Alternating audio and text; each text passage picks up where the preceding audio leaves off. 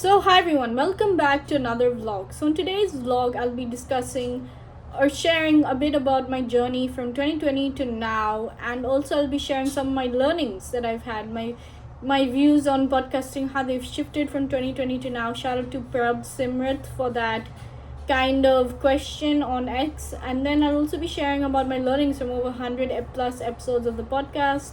I'll be sharing about some cold emailing tips, mindsets, and I'll be sharing a bit about how we got the in-person podcast off the ground in Bangalore. So stay tuned for some insights on that. And without further ado, let's get started. So I guess the first thing I wanted to talk about is kind of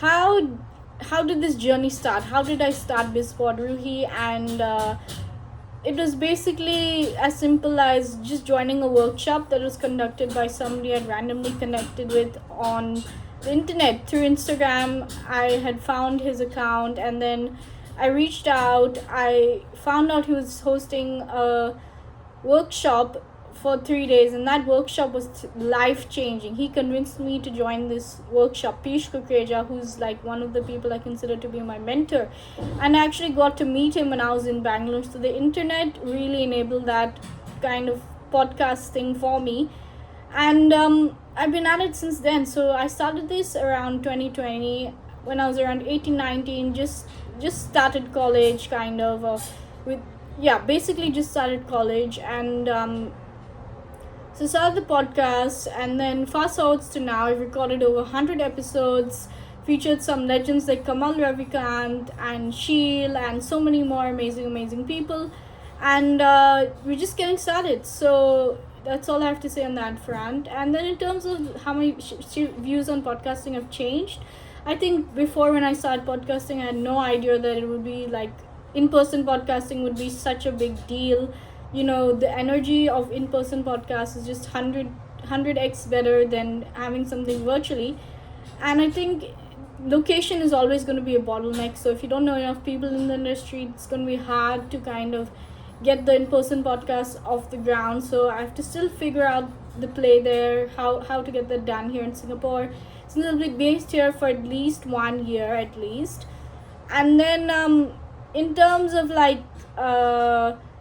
my learnings, like from the mindset, I think the biggest learning I had was, you just have to ask for what you want. You just have to be in the asking mentality, whether that be for grants, for podcast episodes, for this, for that. You just have to keep asking, and because the other person isn't going to know, they can't read your mind. They don't know that you want that what you want.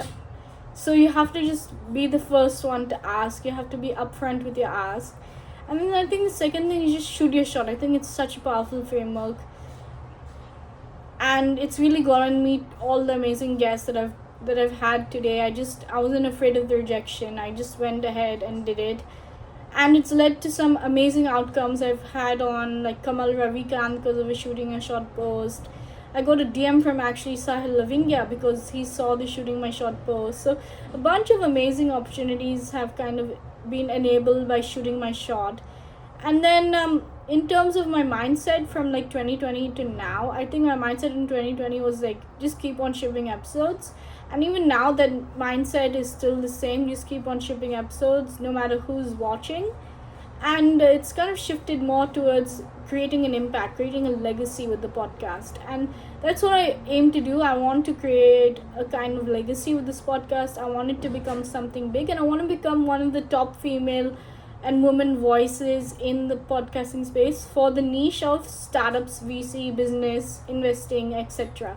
And I'll get into that later. So actually I want to expand into market investments, talking about what are some of these companies out there, phenomenal companies like Palantir and Jewel, and interviewing maybe some of the co-founders or the people who are watching the stock markets and tracking these stocks. Like there's a few people out there who are already doing that, so interviewing them and creating a whole new segment for that on the podcast, that will open me up to a wider market, I feel. So I think that's one of my next steps that I'm going to be taking. And then the other next step is I'm going to kind of be trying to get some of these celebrity celebrity run funds, or like celebrity, not celebrity, but mainly athlete turned entrepreneur funds and athlete turned entrepreneur kind of people on the podcast. So stay tuned for that. I'm trying to make that happen behind the scenes. So just gonna be cold emailing a few of these people who handle the PR for such folks, see if it's even possible to get any of them on, and what it would take to do something like this. And then in terms of my biggest learnings, like hosting 100 podcasts, I think the biggest learning that I've had hosting 100 podcasts has been in person is 100x better than doing something virtually. And you know, I already discussed like some of the mindsets, like shooting your shot and asking for what you want, so I won't get into those into much detail. Those are the kind of 3 top learnings that come top of mind for me. Then I'll discuss a bit about how we got the in-person podcast off the ground. So that was basically, I just DM'd a bunch of folks I knew, community folks I knew, asking anybody and everybody if they knew somebody who had a space. Equipment wise, I got that from somebody that I met on X. So they came, they helped set it up, they handled the entire shoot, the microphones, everything. So they were the pros handling all that. And the location, we were grateful to get a location from Inkle office. So they agreed to kind of come on and just offer the space. So thanks to PC Pavitran of Indian VCs for organizing that, helping to get that off the ground. Then in terms of marketing, we didn't really do much marketing. Like I just posted it from my account. We got featured on Luma, and so that's kind of how that went. And we had a good like 10-12 people in the audience, which I think is like the perfect number of people to have in your audience. It's a good size of audience, and so hopefully we can do something similar in Singapore.